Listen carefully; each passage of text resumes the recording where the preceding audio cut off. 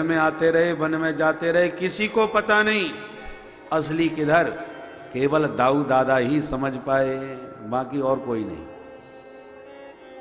1 साल के बाद जब ब्रह्मा जी आए तो वही सब जैसी की तैसी लीला चल रही, खाना पीना छीना झपटी सब।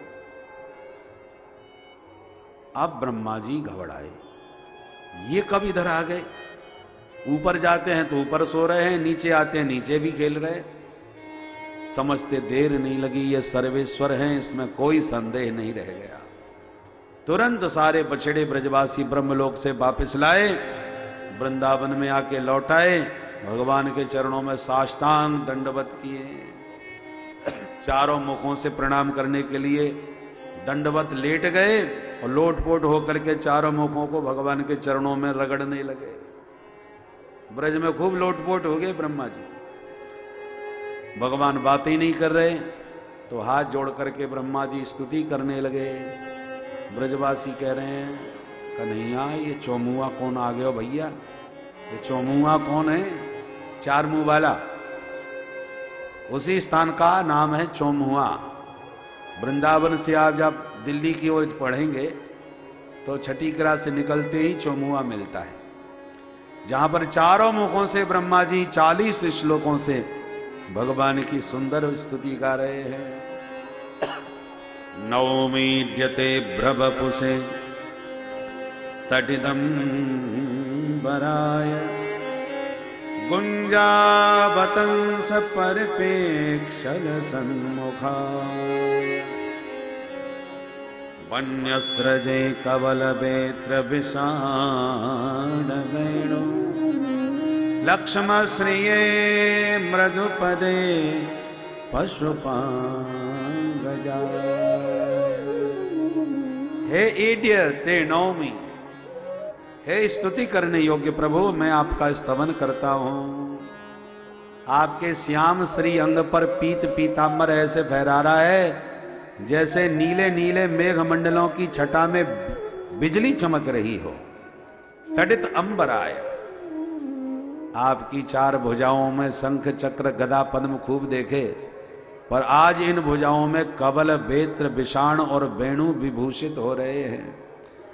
एक हाथ में वेणु, एक हाथ में श्रृंगी, एक हाथ में लाठी, एक हाथ में भोजन का ग्रास।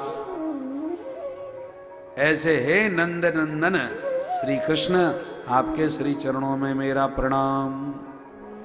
पशुपांगजाय, आचार्यों ने बहुत बढ़िया बढ़िया अर्थ किए हैं, 2-4 भाव सुनिए।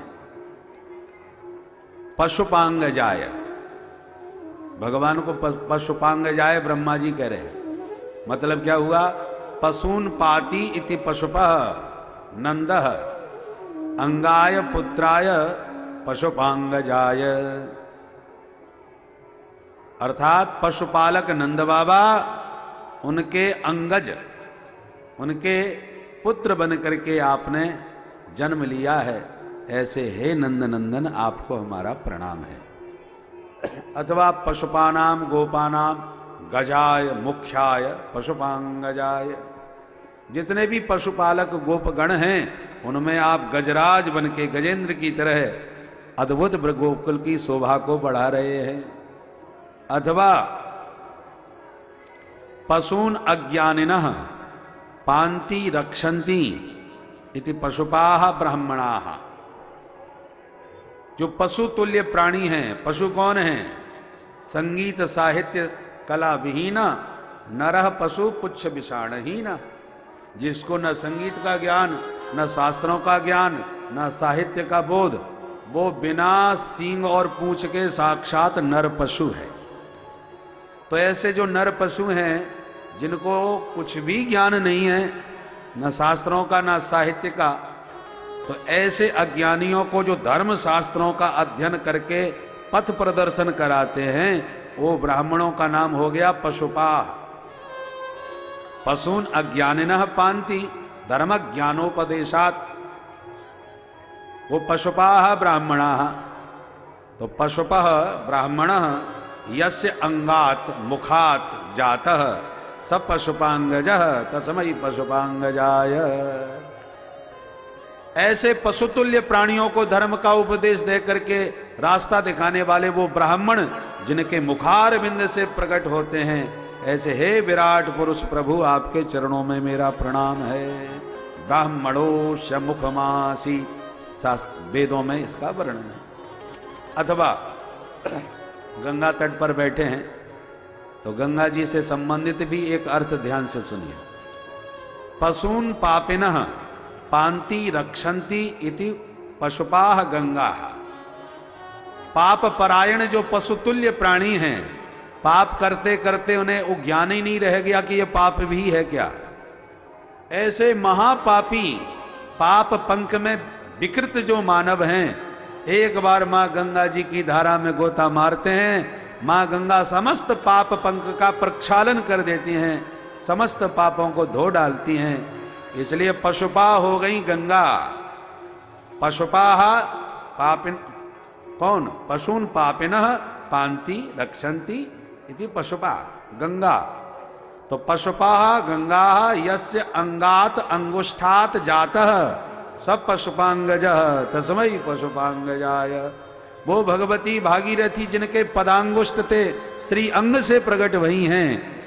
ऐसे हे श्री हरि नारायण, हे श्री हरि विष्णु, आपके पाद पद्मों में हमारा प्रणाम है। ऐसे करके पशुपांगजाय शब्द के बहुत सारे आचार्यों ने अद्भुत अद्भुत अर्थ किए। एक अर्थ और, भगवान भोलेनाथ पशुपतिनाथ कहे जाते हैं, इसलिए पशु नदिनः पांति रक्षन्ति इति पशुपः शिवः। तो पशुपः शिवः यस्य अंगात हृदयात जातः सब पशुपांगजः तस्मै पशुपांगजाय। वो पशुपतिनाथ जिनके हृदय में विराजते हैं और जो स्वयं पशुपतिनाथ शंभु के हृदय में विराजते हैं, ऐसे हे श्री हरि नारायण, आपके पाद पद्मों में बारंबार प्रणाम है। पशुपांगजाय। ऐसे करके बहुत जोरदार एक से एक अद्भुत अलौकिक अर्थ आचार्यों ने किए। ब्रह्मा जी एक बात कहते हैं, प्रभु आपका शरीर पांच भौतिक नहीं है। देह देह विभागोयम ईश्वरे नैव विद्यते। देह और देही का विभाग ईश्वर के शरीर में नहीं होता। हम मानवों के शरीर में हैं, पर ईश्वर का तो संपूर्ण शरीर चिन्मय होता है, पांच भौतिक विकार उसमें नहीं होता। इसलिए ब्रह्मा जी ने कहा, निज इच्छा निर्मित तनु माया गुण गोपाल। आप अपनी मर्जी से प्रकट हो जाते हो, पांच भौतिक विकार आपके शरीर में नहीं, न तो भूतमयस्य।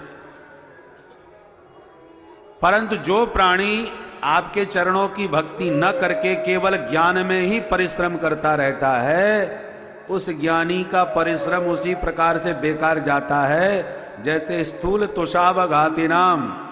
जैसे चावल निकलने के बाद जो भूसी बचती है, अब कोई भूसी को कूट कूट के और चावल निकालना चाहे तो श्रम एव ही केवलम, परिश्रम लगेगा हाथ, चावल नहीं मिलने के, क्योंकि वो तो भूसी है, उसमें चावल कहां धरे।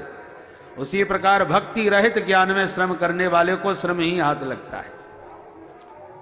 इस प्रकार से बहुत प्यारी स्तुति करी और भगवान ने बात नहीं करी, तो ब्रह्मा जी अब ब्रजवासियों की स्तुति गाने लगे। अहो भाग्यम नंद गोप ब्रजौकसा यनमित्रम परमानंदम पूर्णम ब्रह्म सनातनम। हे प्रभु, मैं तो कहता हूं ये ब्रह्मा जी के पद पर किसी और को बैठा दो, मुझे तो अपना ग्वाल सखा बना के अपनी मंडली में भर्ती कर लो, क्योंकि आज इन ब्रजवासियों के भाग्य के सामने मुझे ब्रह्मा का पद भी तुच्छ लग रहा है, छोटा नजर आ रहा है। कर जोरे ब्रह्मा खड़े सुनहु नंद के लाल, देहो ब्रह्म पद और को हमहु करो ब्रज ग्वाल। बोलो भक्तवत्सल भगवान की जय। अंत तो गत्वा बिचारे ब्रह्मा जी 3 परिक्रमा लगा के भाग गए, बात नहीं करी ठाकुर जी ने। परंतु रसिक संत जन कहते हैं कि ब्रह्मा जी से नाराज हो गए भगवान, तो ब्रह्मा जी ही नाभा गोस्वामी जी के रूप में अंधे बन के पैदा हुए और भक्तमाल की रचना करके भक्तों के चरित्रों की माला जब भगवान को समर्पित की तब उस अपराध से मुक्त हो गए। भगवान प्रसन्न हो गए भक्तों के चरित्र को हृदय से लगाकर। ब्रह्मा जी तो बेचारे प्रणाम करके चले गए। असली ब्रजवासी 1 साल के बाद घर आए और घर आते बोले मैया तेरे कन्हैया ने आज अघासुर मार दियो। भगवान दाऊ जी को देख के हंसने लगे। साल भर पुरानी घटना ये बेचारे आज की यही समझ रहे हैं, क्योंकि ब्रजवासियों को पता ही नहीं चला हम 1 वर्ष तक थे कहां।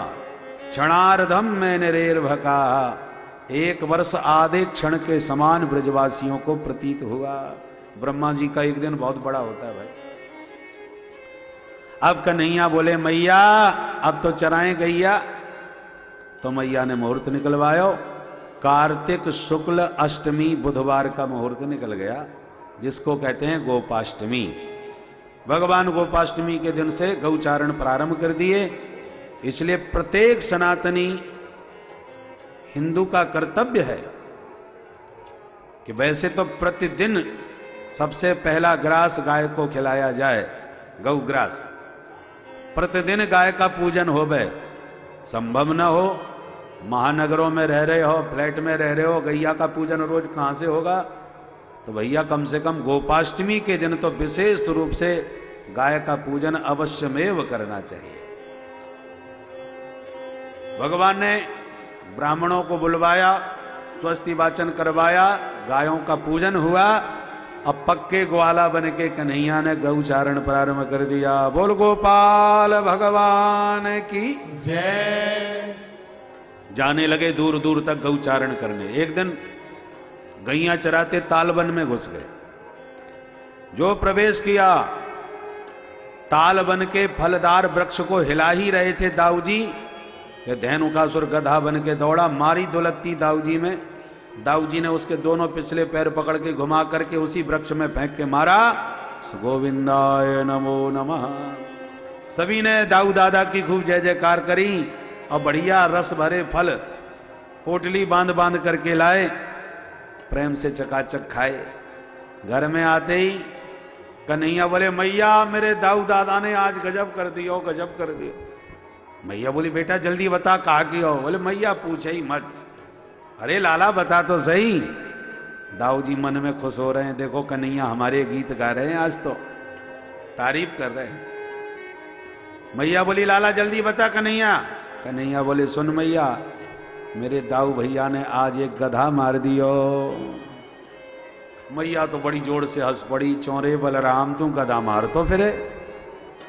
अब दाऊ जी को भी बड़ा बुरा लगा, यानी तो मेरी पूरी उतार दी 1 मिनट में। हम तो सोच रहे तारीफ करेगो, यानी तुम्हारी बेइज्जती कर दी। दाऊ जी एकदम गर्मी पकड़ गए। कन्हैया तू ऐसे मेरे अपमान करेगो? और ही मैया तो पतो ना है मैंने बड़ो भारी राक्षस मारो, वाकू मार के मैंने मीठे मीठे बा बगीचा के फल खवाए और यहाँ ने मेरी बेइज्जती करी। आज के बाद आपकी पार्टी अलग, मेरी पार्टी अलग। बोलो राधे राधे। मैया बोली अरे बेटा बलराम तू इतना लाल पीलो नेक में काय को है जाए। तेरा छोटो भैया है, नटखट है, चंचल है। अब याने कह दी तो मोह विश्वास है तूने निश्चित मारो होएगो, क्योंकि तू बलशाली है। ये नेक से छोरा ये का समझे। और कल तेरो जन्मदिन है, तू कहूं मत जाइयो, मैं तेरो जन्मोत्सव धूमधाम से घर में ही मनाऊंगी। सो गाल भुला के दाऊ जी घर में ही बैठे रहे। दूसरे दिन कहूं ना गए। कन्हैया यही चाह रहे थे, एक दिन दाऊ जी मेरे संग न जाएं तो मैं काली दह में जाके अपनो काम करे आऊं। तो पहुंच गए काली दह पे खेलते खेलते। ब्रजवासियों के साथ खेल रहे थे कि इतने में गायों ने जहरीला जल यमुना हृदय का पी लिया। पीते ही सब मूर्छित होकर गिर पड़ी। भगवान ने तुरंत गायों के सिर पर हाथ फेर के उन्हें स्वस्थ किया और काली पर क्रुद्ध होकर के कदम की डाली पर चढ़ गए। ब्रजवासी बोले हे डाला गिर मत जाइयो कन्हैया, काली नांग काट लेगो। भगवान बोले कोई मत घबराओ, मैं अब वाली बातें मिलके आऊं। धम्म से छलांग मार दी। ब्रजवासियों में हाहाकार मच गया। मैया बाबा को पता चला तो सारा ब्रजमंडल नंद जसोदा जी के साथ दौड़ उमड़ पड़ा काली दह की ओर। सर्वेंग पशुवृत्तयः। दाऊ जी सबको समझा रहे हैं, संभाल रहे हैं, पर नाग पत्नियों ने भीतर जब गोविंद की सुंदर आभा का दर्शन किया, प्रमुदित हो गई। सखी कितना प्यारा बच्चा है, इसको कहीं कुछ हो ना जाए, बचाओ। नाग पत्नियां प्रकट होकर बोली, लाला तुम्हें पता होना चाहिए इसमें आने वाला कोई जिंदा नहीं जाता। तुम भाग्यशाली हो कि अभी हमारे स्वामी जी सो रहे हैं, वो जागे उससे पहले भागो। भगवान बोले, जगाओ, हम तो तुम्हारे स्वामी जी से ही मिलवे आए। काली नाग जाग गया। नाग के कान नहीं होते, वो आंखों से ही सुन लेता है, इसलिए नाम है चक्षुश्रवा। जैसी जगह भगवान को देखते ही क्रोध में इसकी आंखें लाल, मारी फुसकार और एक छलांग लगा करके पट्ट से भगवान को लपेट लिया अपने शरीर में। सर्प की पकड़ बड़ी भयंकर होती है, लपेट लिया। ब्रजवासियों में और जोर से चीख पुकार मची। भगवान को लगा देर करना ठीक नहीं, एक छलांग मारी, पहुंच गए काली की फनाली पर गिरधारी। और जो ताता थैया करके थिरकना नाचना प्रारंभ किया, 101 फन काली नाग के साथ लोहलुहान कर दिए। आकाश के देवताओं ने यह दृश्य देखा तो मृदंग आदि वाद्य बज उठे, दुंदुबियां बजने लगी और गोविंद उस स्वर संगीत के साथ ताता थैया करके अपना नृत्य दिखाने लगे। हमारे सूरदास बाबा वर्णन करते हैं इस सुंदर नृत्य का। तांडव गति मुंडन पर नाचत गिरधारी, पम पम पम पग पटकत फम फम फम फनन पर, बिम बिम बिम विनति करत नाग बधुहारी। तांडव गति मुंडन पर नाचत बनवारी, तांडव गति मुंडन पर नाचत गिरधारी। ससिक ससिक सनकादिक नन्नन नन्नारद मम मम मम महादेव बम बम बम बलिहारी। तांडव गति मुंडन पर नाचत बनवारी, तांडव गति मुंडन पर नाचत गिरधारी। विविध विविध विद्याधर दं दं दं देव सकल गंग गंग गंग गुण गंधर्व नाचत देतारी। तांडव गति मुंडन पर नाचत बनवारी, तांडव गति मुंडन पर नाचत गिरधारी। सूरदास प्रभु की वाणी किंग किंग किन हो न जान, चन चन चन चरणत पर हृदय की ओकारी। तांडव गति मुंडन पर नाचत गिरधारी, तांडव गति मुंडन पर नाचत गिरधारी। नाचत गिरधारी, नाचत गिरधारी, नाचत गिरधारी। बोल काली मर्दन भगवान की जय। यद यद सिरो ननमतिंग सतैक शीष्ण। 101 फन थे काली के, सब लोहलुहान हो